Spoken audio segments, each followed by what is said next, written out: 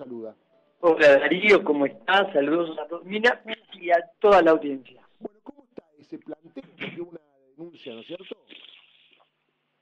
Disculpen. Sí, hubo una denuncia de la CETEP en la que planteaban, entre otras cosas, un amparo y una cautelar. Sí. Y entre otras cosas digo porque planteaban, primero, por un lado, como cautelar inmediato, una resolución que disponga que no se realice la sesión del jueves. El amparo fue interpuesto el jueves por la mañana y más o menos mi dictamen habría sido a entre la 1 y las 2 de la tarde. Y como cuestión sustancial del fondo del amparo, lo que planteaban era justamente el carácter regresivo de la modificación o la pretensión de modificar la fórmula de movilidad.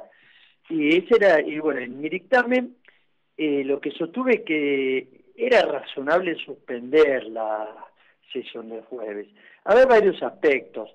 Por un lado, lo que todos veíamos en imágenes, lo que era público, de una ciudad que estaba preocupada porque iba a salir una ley, había personas que habían sido violentadas físicamente y no eran los mejores ánimos, Claro. por un lado.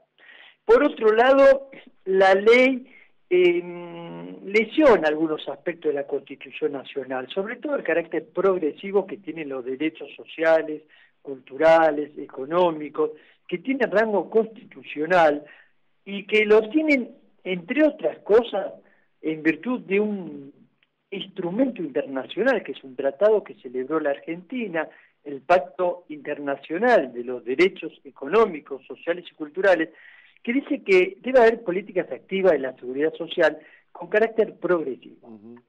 Esto es muy importante. ¿Y por qué es importante? Porque cuando uno quiere saber si una ley es constitucional o no, ¿qué hace? Un proyecto. Compara el proyecto con la ley vigente. Claro. Si el proyecto ensancha derechos, seguimos para adelante. Si el proyecto restringe derechos, hay problema y no es constitucional. ¿Y por qué estamos hablando de restricción del derecho? Simplemente comparar la fórmula de actualización y los grandes previsionalistas, especialistas en la materia, los que todos los días incluso hacen cuenta, los que todos los días utilizan los liquidadores oficiales, el mismo SICANSEN, que es el liquidador oficial de jubilación y de ANSES, esos mismos son los que dicen, lo que yo estoy señalando, que cada jubilado perdería más o menos, porque depende de cada haber, entre 600 y 800, 900 más o menos pesos por mes. Ahora, Gabriel, ¿cómo sigue el tema legal de la presentación que se hizo? Bueno, el juez tiene que resolver. Ajá. El juez tiene que resolver el amparo y la cautelar. La cautelar es si concede o no, ahora hay sesión el lunes. Claro. Y el amparo, para que la audiencia entienda, significa, hay dos posibilidades de un amparo: abrirlo o no abrirlo. Claro. No abrirlo sería rechazarlo sin sustanciación, es decir, sin ningún trámite. Abrirlo implica pedir un informe, en este caso al Estado Nacional, para que justifique o argumente el porqué de tal proyecto. Claro. Eso sería más o menos para que la audiencia lo entienda. Y hay un problema con el juez que le ha tocado, ¿no? Porque se decía que es un juez que está por ser nombrado oficialmente juez. ¿Cómo es la historia? Sí, el juez, a ver, hemos sido compañeros, hemos trabajado juntos muchos años, sí, tengo entendido que tiene que defender un pliego, sí. Pero acá hay algo que es muy importante, que para mí es lo central de todo, porque hace no solo a este proyecto, sino a cualquier pretensión de reforma en el campo previsional. ¿Cuál es? Tengamos cuidado con los criterios economicistas. Claro. La seguridad social es la herramienta que tiene el Estado para redistribuir el ingreso. Y se debe guiar por principios. Esos principios que están en la Constitución y que seguro que son preconstitucionales, aunque la Constitución no lo diga, son los principios que informan la seguridad social, son la justicia social, la redistribución del ingreso, la solidaridad, la universalidad, la inclusión social, la igualdad. Justificar que saquen plata a los jubilados para otro sector, un estado excepcional alguna cuestión de gravedad institucional que no se Sí, da? a ver, yo en principio no comparto en ninguna jurisprudencia que restrinja derechos. Ajá. Incluso a lo largo de la historia hemos leído, en la década del 2000, fallo de la Corte justificando descuento de haberes de activos. Sí. Y te dicen, bueno, sí, el límite de la confiscatoriedad, muchos fallos de Corte, y también en materia previsional se ha dicho, el límite de la confiscatoriedad, para que la gente entienda, y un cierto descuento en función de situaciones excepcionales o en vista del bien común,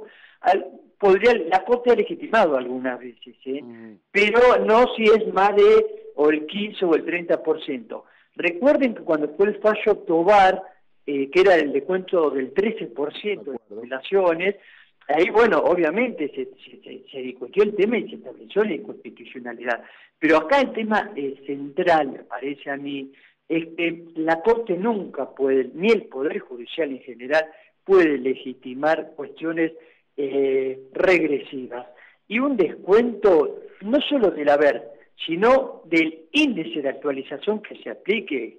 Si uno compara ley anterior y proyecto, y ese índice produce un resultado inferior al que debiera resultar de aplicarse la ley vigente que se pretende derogar, y es regresiva, y la Corte no puede nunca aplicar cuestiones regresivas, porque también está la Corte Interamericana de Derechos Humanos, que tiene fallos en donde ordena la progresividad de las cuestiones de la seguridad social. Igual el gobierno se ha caracterizado por no darle mucha bola a la jurisprudencia internacional, ¿no? Lamentablemente. Sí, yo en lo personal, obviamente como fiscal, prefiero dar opiniones técnicas y profesionales y establecer principios más allá de los gobiernos, que son principios jurídicos que atañen justamente al mandato que tiene a través de la Constitución un juez al momento del dictar sentencia y sí. La última pregunta es una observación política, ya sé que no podés porque sos fiscal,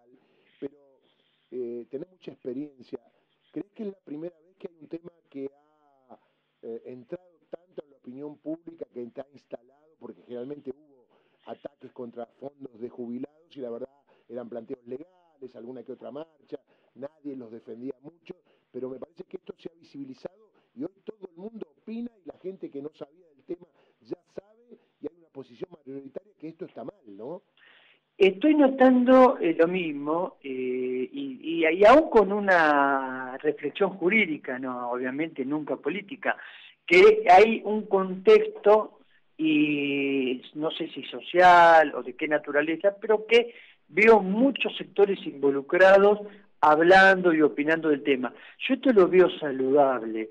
La participación es una riqueza en la sociedad, incluso hay que buscar la unidad en la diversidad, y es bueno enriquecerse, y esto hace algo esencial, que es el pilar para proponer una ley o debatir. Los proyectos de ley deben surgir de abajo hacia arriba. La eficacia es más importante siempre que sea espontáneamente, es decir, de abajo hacia arriba de las organizaciones sociales, que aquellos proyectos que son impuestos. Los proyectos impuestos normalmente no son eficaces en su materialización. Por eso es importante la conformación de un espacio de todos los sectores para que juntos puedan concluir en el mejor proyecto. Gabriel, te mando un abrazo, buen día. Buen día y muchas gracias, Darío.